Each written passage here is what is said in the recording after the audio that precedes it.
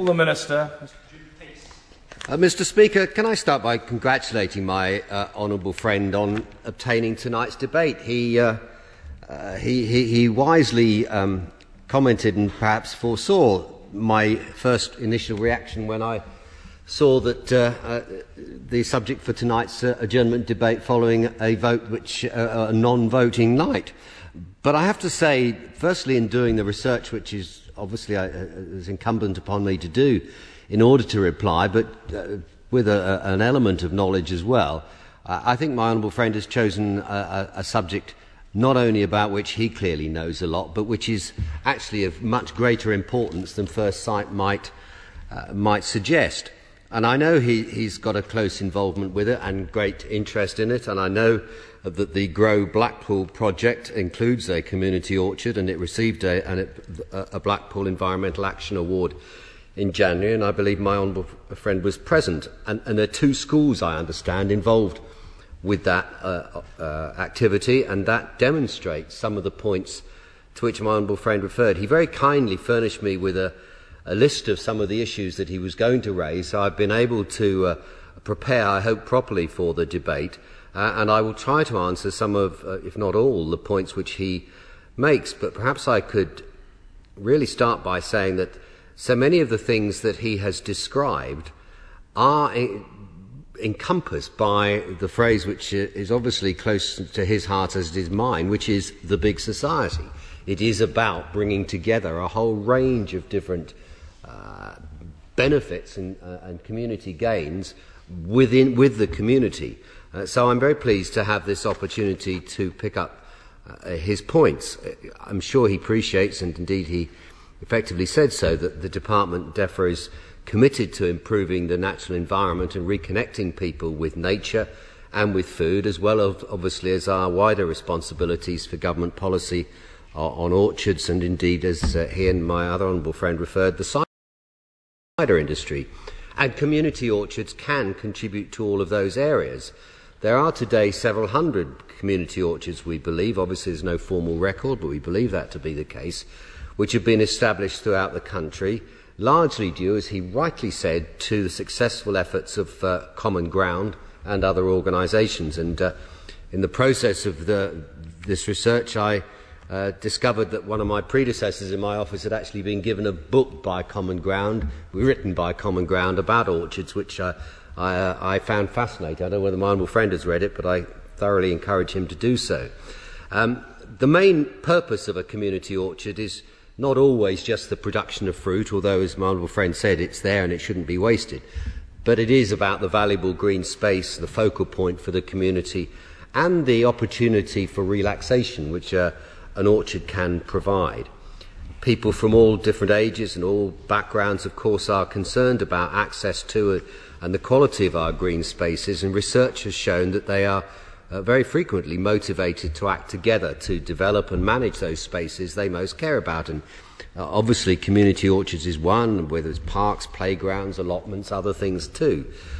The recently published National Ecosystems Assessment, published by my right honourable friend the Secretary of State a few weeks ago, actually put a value on access to open space of about £300 per person, which demonstrates the real gain, and my honourable friend referred to the Marmot Review, and that too, to me, demonstrates that there is a real value to people, to communities, particularly perhaps the less well-off and the more vulnerable and the disadvantaged to whom the Marmot report was often targeted, but a benefit for them too to have access to leisure opportunities such as provided by a community orchard.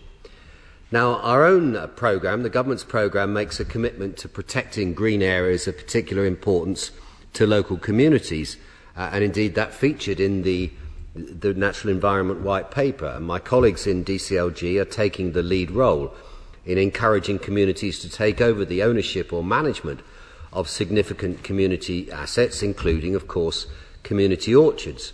And through the Localism Bill, residents will be able to play a bigger role in planning, designing, managing and maintaining community green spaces for food growing and other purposes. And in the Natural Environment White Paper, that vital importance is highlighted, both in terms of the benefits to local communities and as part of our ecological network. And the role of community orchards is recognised, although we don't use the term community orchard. The paper actually refers to urban orchards, but it's the same nomenclature. It's designed to cover the same types of orchard. And that white paper also showcases the excellent work of Tower Hamlets Homes in providing access to green space and supporting healthy eating through resident-led community food projects, allotments and urban orchards. And the white paper also includes the proposal to create nature improvement areas, and we want to see these areas, wherever the opportunities or benefits are greatest, driven by local partnerships. And DEFRA will launch a competition for funding to contribute for the first tranche of 12 improvement areas in July. Each application will be judged by a panel of experts chaired by Professor Sir John Lawton against the criteria that will be made available on Natural England's website. The panel will look, amongst other criteria, at areas that can restore and join up areas of priority habitats and where identifiable benefits to local communities can be demonstrated. And there is therefore plenty of scope for community orchards to be part of a nature improvement area and included in applications for the competition. And another key feature of the white paper is the proposal to introduce local nature partnerships. These will be inclusive partnerships working at a landscape scale using an ecosystems approach, and that too gives the opportunity for highly valued community orchards to be included in a partnership. My honourable friend referred to the superb work done by the People's Trust for Endangered Species on behalf of Natural England, doing this inventory of traditional orchards, not specifically community orchards, using aerial photographs. And that will be used to target and to restore, as he rightly said, to restore sites, to monitor targets and to inform local planning policies and development. And that 5-year project located 35,378 traditional orchards, equating to just under 17,000 hectares of habitat. I have to say to my honourable friend, I was astonished at the scale of those figures, and it demonstrates just how important they are. Especially as he also said that traditional orchards have declined considerably, believed to be about 63% since 1950, but we now know for the first time their extent and location. And as my honourable friend also said, these traditional orchards are recognised biodiversity hotspots, and it is recognised that without proper protection and sensitive management, they can easily slip into decline. I can tell my honourable friend I have one in my own constituency. It's privately owned, but he gives access to the community, and the community have the fruit from it. And it is all those things that we read about and see in picture books, really, of a traditional Old English apple orchard.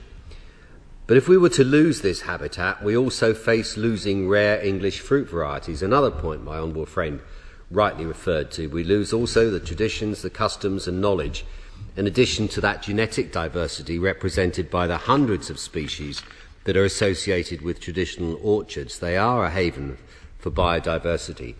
And as I said, not all community orchards fall within the definition of a traditional orchard. Indeed, many of them have been planted in many more recent years. They both nevertheless have a very valuable habitat and biodiversity role. My honourable friend asked about protection, and he referred to the issue of tree protection orders. It is a matter for the local council, but he's right to say that some fruit trees, which are not normally the subject of tree preservation orders, of course, they too can be very, very old and ancient trees, and they are worthy of protection in certain cases, but it is a matter for local authorities.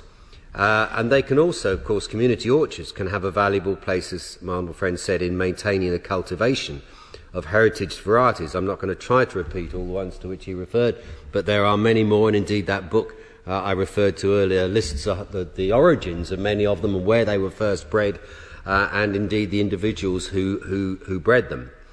My honourable friend and my honourable friend from Hereford referred to the cider industry, and it's probably true to say that relatively few community orchards actually grow predominantly cider varieties. They can still have an important role in supporting often small-scale local cider producers. Most local cider producers will make cider from any variety of apple, not just the specific cider ones. And as I'm sure many of us know, especially those of us who are members of the All-Party Cider Group, that there is a growing interest in artisan or craft-scale cider making, which is attracting increasing numbers of people from all over the UK who are keen to make some cider or perry or indeed something else from their local fruit. My honourable friend also, Mr. Speaker, referred to the issue of education, and he's so right to do so. Community orchards can support and enhance the curriculum by helping children to understand where their food comes from and, as he so aptly said, the issue of seasonality. And I'm sure he's right, and it's not unique to the people of his constituency that they might not know that fruit is seasonal. I fear, as so much of our food production, so many people are not really aware of its origins or how it comes to be.